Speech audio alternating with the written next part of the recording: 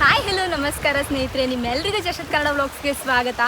ಇವತ್ತು ನಾನು ನಿಮ್ಮನ್ನು ಕರ್ಕೊಂಡು ಹೋಗ್ತಾ ಇದ್ದೀನಿ ಅಲ್ ಅಷ್ಕರ ಅನ್ನುವಂಥ ಒಂದು ಅದ್ಭುತವಾದಂಥ ಸ್ಥಳಕ್ಕೆ. ಸ್ನೇಹಿತರೆ, ಈ ಅಲ್ ಅಷ್ಕರ ಅನ್ನುವಂಥ ಜಾಗ ಬಂದು ಮಸ್ಕತ್ನಿಂದ ಅರೌಂಡ್ 350 ಕಿಲೋಮೀಟರ್ಸ್ ದೂರದಲ್ಲಿದೆ. ಬನ್ನಿ, ಈ ಜಾಗವನ್ನು ನಮ್ಮೊಟ್ಟಿಗೆ ನೀವು ಎಕ್ಸ್ಪ್ಲೋರ್ ಮಾಡಿ ಅಂತ ಹೇಳ್ತಾ ಇವತ್ತಿನ ವಿಡಿಯೋ ಶುರು ಮಾಡೋಣ. ಅದಕ್ಕೂ ಮುಂಚೆ ಯಾರೆಲ್ಲ ನಮ್ಮ ಚಾನಲ್ನ ಫಸ್ಟ್ ಟೈಮ್ ನೋಡ್ತಾ ಇದ್ದೀರೋ, ನನ್ನ ಹೆಸರು ಸ್ವಾತಿ, ನಾನು ಮಸ್ಕತ್ನಿಂದ ಕನ್ನಡ ವ್ಲಾಗ್ಸ್ನ ಮಾಡ್ತೀನಿ.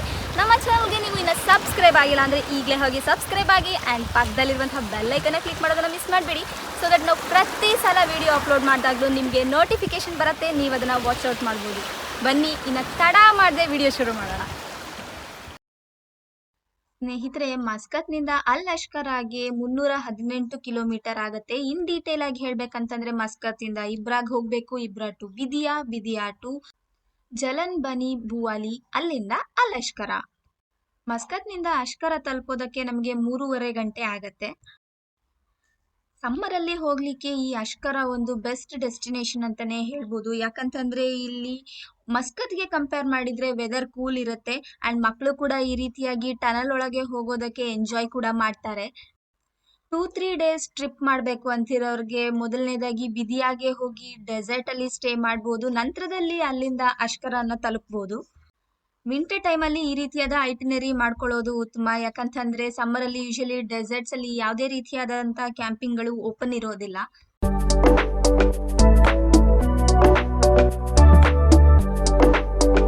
ಒಂದೊಂದು ಊರು ಕ್ರಾಸ್ ಆಗ್ತಿದ್ದಾಗಿನೇ ಯಾವ ರೀತಿಯಾಗಿ ನೋಡೋದಕ್ಕೆ ಕಾಣ ಸಿಗುತ್ತೆ ಅಂತ ನೀವು ಕೂಡ ನೋಡ್ಬೋದು. ಮಧ್ಯ ಮಧ್ಯದಲ್ಲಿ ನಮ್ಗೆ ಈ ರೀತಿಯಾದಂತಹ ಮರಳು ತುಂಬಿರುವಂತಹ ಡ್ಯೂನ್ಸ್ ಗಳನ್ನ ನೋಡೋದಕ್ಕೆ ಸಹಿತ ಸಿಗತ್ತೆ.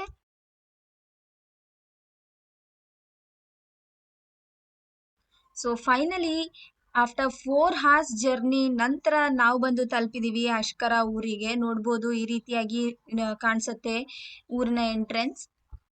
ಈ ಊರಿಗೆ ಮೇಯ್ನ್ ಆಗಿ ಬೇರೆ ಬೇರೆ ಕಡೆಯಿಂದ ಜನಗಳು ಬರೋದು ಇಲ್ಲಿರುವಂತಹ ಫ್ರೆಶ್ ಸಿಗುವಂತಹ ಶ್ರಿಂಪ್ ಗಳನ್ನ ತಗೊಂಡು ಹೋಗೋದಕ್ಕೆ. ಹಾಗೇನೆ ಇಲ್ಲಿ ಸರ್ಫಿಂಗ್ ಆಕ್ಟಿವಿಟಿ ಕೂಡ ನಡೆಯುತ್ತೆ. ನಮ್ಗೆ ಬೀಚ್ ಸೈಡ್ ಅಲ್ಲಿ ಟೆಂಟ್ ಹಾಕೊಳ್ಳೋದಕ್ಕೆ ಜಾಗ ಸಿಕ್ತು. ಸೊ ಫಸ್ಟ್ ಟೆಂಟ್ ಸೆಟಪ್ ಮಾಡ್ಬಿಡೋಣ ಬನ್ನಿ.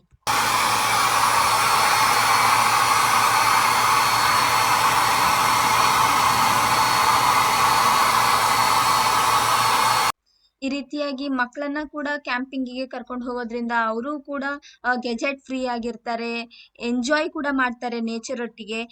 ಮೇನ್ ಆಗಿ ಈ ರೀತಿಯಾಗಿ ಡಿಫ್ರೆಂಟ್ ಆಕ್ಟಿವಿಟೀಸ್ ಮಾಡ್ಕೊಳ್ತಾ ಅವರು ಕೂಡ ಎಂಜಾಯ್ ಮಾಡ್ತಾರೆ. ಬಜೆಟ್ ಫ್ರೆಂಡ್ಲಿ ಆಗಿ ಟ್ರಾವೆಲ್ ಮಾಡಬೇಕು ಅಂಡ್ ಕ್ಯಾಂಪಿಂಗ್ ಎಕ್ಸ್ಪೀರಿಯನ್ಸ್ ನ ಫುಲ್ ಫ್ಲೆಡ್ಜ್ ಆಗಿ ಎಂಜಾಯ್ ಮಾಡ್ಬೇಕಂತಂದ್ರೆ ಅಲ್ಲಿ ಹೋಗ್ಬಿಟ್ಟು ನಾವು ಕುಕ್ ಮಾಡ್ಕೊಳ್ಳುವಂತಹ ಮಜಾನೇ ಸೂಪರ್. ಅರ್ಲಿ ಮಾರ್ನಿಂಗ್ ಈ ರೀತಿಯಾಗಿ ಬೀಚ್ ವೇವ್ಸ್ ನ ಸೌಂಡ್ ಅನ್ನ ಕೇಳೋದಕ್ಕೆ ಏನೋ ಒಂಥರ ಆನಂದ ಆಗತ್ತೆ, ಕಾಮ್ ಅಂಡ್ ಪೀಸ್ ಆಗಿ ಕೂಡ ಅನ್ಸತ್ತೆ. ಅಂಡ್ ಬೆಳಿಗ್ಗೆ ಆಯ್ತಂದ್ರೆ ಈ ರೀತಿಯಾದಂತ ಸೀಗಲ್ಸ್ ನ ಸಾಕಷ್ಟು ಹಿಂಡಾಗಿ ನೀವು ನೋಡ್ಬೋದು ಇಲ್ಲಿ.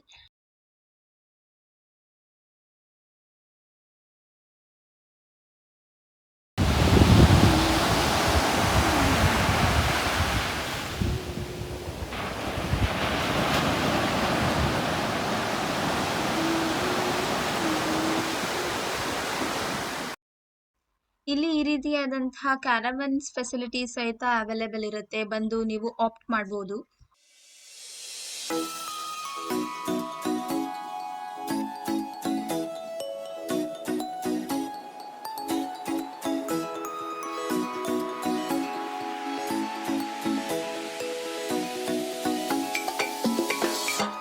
ಹೀಗೆ ನಾವು ಕೆಲ ಹೊತ್ತು ಬೀಚ್ ವಾಕ್ ಅನ್ನ ಮಾಡಿದ್ವಿ.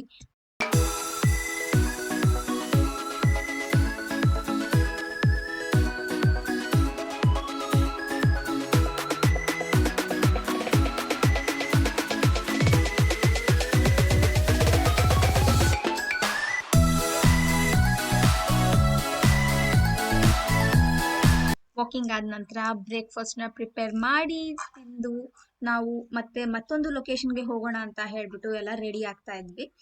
ನಾವು ಸ್ಟೇ ಮಾಡಿದಂತಹ ಟೆಂಟ್ ನ ಜಾಗ ಹೇಗಿದೆ ಅಂತ ತೋರಿಸ್ತೀನಿ ಬನ್ನಿ. ಬೀಚ್ ಸೈಡ್ ಅಲ್ಲಿ ಈ ರೀತಿಯಾದಂತಹ ಕ್ಲೋಸ್ಡ್ ಸ್ಪೇಸ್ ಇರುತ್ತೆ, ಅದ್ರೊಳಗೆ ನಮ್ಗೆ ಟೆಂಟ್ ಹಾಕೊಳ್ಳುವಂತಹ ಆಪ್ಷನ್ಸ್ ಇರುತ್ತೆ.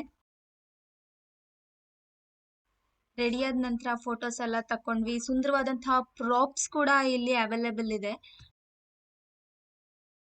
ಅಂಡ್ ಕ್ಯಾಂಪಿಂಗ್ ಬೇಡ ಅಂದವ್ರಿಗೆ ಈ ರೀತಿಯಾದಂತಹ ಸ್ಟೇಸ್ ಕೂಡ ಅವೈಲೇಬಲ್ ಇದೆ. ಹೋಪ್ ನಿಮ್ಗೆ ಈ ವಿಡಿಯೋ ಇಷ್ಟವಾಗಿದೆ ಅಂತ ಭಾವಿಸ್ತೀನಿ.